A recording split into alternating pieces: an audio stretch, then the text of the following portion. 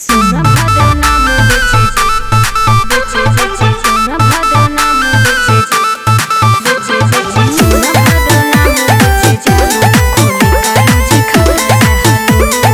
Music by अनूप कुशवाहा।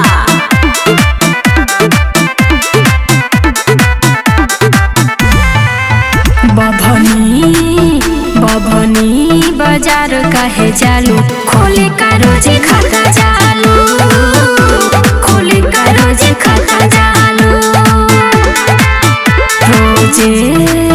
रोजे कही के तू भैया से लड़ाई खोले का रोजे खाता जालू खोले का रोजे खाता जालू।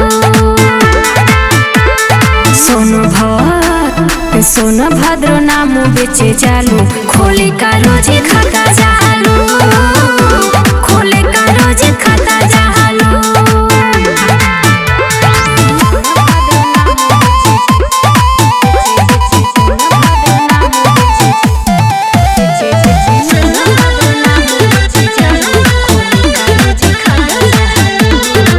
सपना रिकॉर्डिंग स्टूडियो रावतगंज।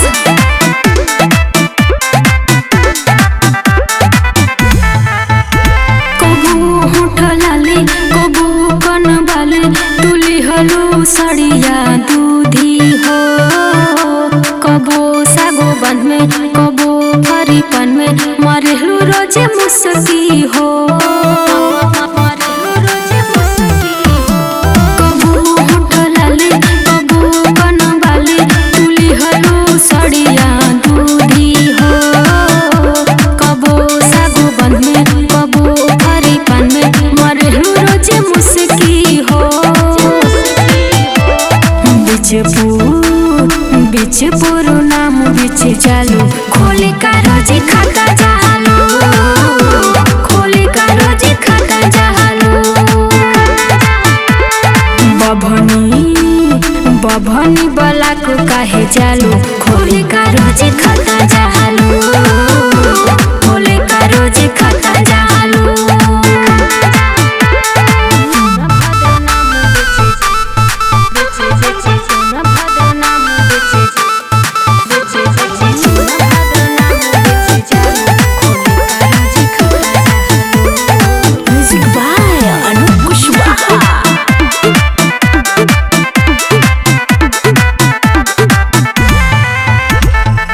जालू नधीरा कभी जालू तू डूबा कभी जालू तू बभनी मोड़वे पे कभी जालू तू चौना कभी जालू तू बना बेची भैया के नमवे के कभी जालू नधीरा कभी जालू तू डूबा कभी जालू तू बभनी मोड़वे पे कभी जालू तू चौना कभी जालू तू बना बेची भैया के नमवे पे। किरबिलू नाम बेचे जालू खोले का रोजे खाता जालू खोले का रोजे खाता जालू। सोनभद्र नाम बेचे जालू खोले का रोजे खाता जालू।